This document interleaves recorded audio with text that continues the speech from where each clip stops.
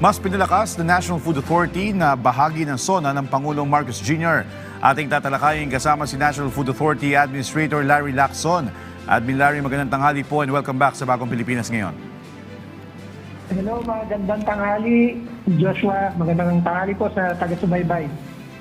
Admin, sa SONA po ng Pangulong Marcos Jr. kahapon, nabanggit po na mas malakas na ngayon ang kakayahan ng NFA na bumili ng palay sa mas magandang presyo. Paano po ito makakatutulong sa pagtaas ng kita ng ating mga magsasaka?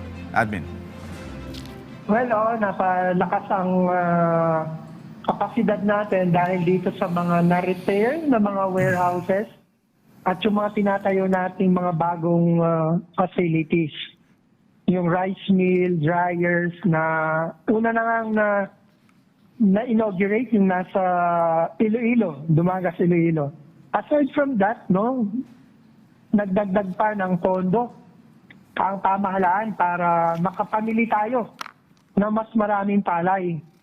At doon sa direktiba nga ni Secretary Chico at ng ating Pangulo, itong darating na anihan ay merong mamimili tayo ng 21 pesos per kilo sa fresh at 27 pesos per kilo sa dry. Okay. And Admin, isa rin po sa binigyan diin ng Pangulo ay ang pagpapalakas naman ng buffer stock ng NFA. Paano po ito ninyo na isakatuparan at gaano po kahalaga ang mas malaking buffer stock sa pagpapanatili po ng sapat na supply at matatag na presyo ng bigas sa bansa? Well, definitely, pag maganda ang ating buffer stock, ibig sabihin, marami ang ating buffer stocks, mas secured yung ating mga supply during calamities and emergencies. At the same time, nasusupplyan natin yung ating bentin bigas meron na. Sa ngayon, dahil sa tayo ay nakapagdagdag ng mga bagong facilities, mas marami tayong nai-imbak ngayon sa ating mga warehouses.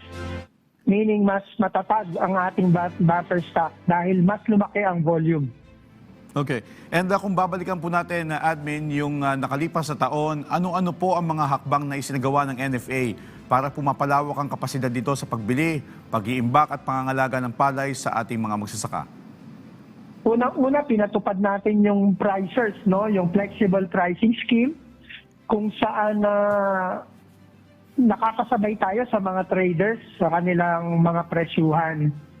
At the same time, pinatupad natin yung fast lane for small farmers, 70 kabansa and below, meron silang sariling lane. At tapos ito, ngayong taon na to, pinatawad natin yung purchase order system kung saan para itong kontrata na kung saan tinatanim pa lang nila ang kanilang palay, naka-PO na sa NFA at dadalhin na lang nila sa kaukulang pecha at yun ay bibili ng NFA. Okay. At binanggit din po ng Pangulo ang banta naman ng mga sakit tulad ng avian flu at African swine fever. Bagamat pangunahing mandato ito ng Department of Agriculture, paano po naka-apekto ang mga ganitong sakit sa food security at sa operasyon ng NFA? Sa operation ng NFA, walang masyado, Pero indirectly, yung mga sakit na ito like yung ASF, bumagsak ang population ng swine sa Pilipinas na kung saan sila yung unang-unang gumagamit ng mga milling byproducts like darak, binlid, so yung mga yan. So, naapektuhan yung ating kakayahan para maibenta ito sa mas magandang halaga dahil nabawasan yung market niya. Okay. And ayon naman po sa Pangulo, patuloy na sinasanay ang mga magsasaka sa makabagong teknolohiya at pamamaraan ng pagsasaka. Sa anong paraan po nakikipagtulungan ng NFA sa Department of Agriculture upang matiyak po ang mas mataas na kalidad at dami ng ani ng ating mga magsasaka? Well, yung sa teknolohiya naman, yung sa DA meron tayong tinatawag na command center kung saan alam natin kung saan yung mga areas, kung saan maraming tinanim na palay or kung ano yung mga yung mga tanim, no, doon sa iba't ibang lugar. Sa ganoong paraan, nakakapag-respond kami, nakakapag-prepare kami kung saan kami mamimili ng mas marami at kung saan kukulangin. So, mas maganda ang ating prepositioning ng ating mga stocks kapag alam natin yung mga datos. Datos na tama. Okay. And admin, kumusta yun? Yes po. Go ahead, you were saying? Okay po. Yeah. Okay. Admin, kumustahin po namin yung response, yung tugon ng ating mga magsasaka dahil meron pa rin po tayong mga kababayan na gusto yung tradisyonal na paraan ng pagsasaka. Kumusta po yung kanilang tugon sa modern farming? Madali Well, naman sa po ba ngayon, sila maganda nakapag-adapt? Go ahead. Maganda naman ang reception. Marami ang tumanggap ng mga bagong makinarya. Marami na rin ang nag-a-adapt ng drone technologies. Tingin ko, unti-unti natatanggap na nila itong mga bagong teknolohiya. Okay. And admin, binanggit din po sa SONA na umabot na sa 19 billion pesos ang naibayad na insurance claims sa sektor ng agrikultura sa nakalipas na 4 na taon. Sa inyo pong pananaw, admin, gaano po kahalaga ang crop insurance sa pagpapalakas ng loob ng mga magsasaka na ipagpatuloy ang kanilang produksyon sa kabila po ng iba't ibang panganib na kaakibat nito? Alam mo, napakahalaga niyan sa ating mga magpapalay, no? Kasi imbis na mawalan sila ng loob ng pagtatanim dahil nalugi sila or binagyo, kung merong crop insurance, alam nila, meron silang fallback. So, sa pagdating sa food security, mas alam natin, mas naiinganyong magtanim ang ating mga magsasaka dahil merong crop insurance.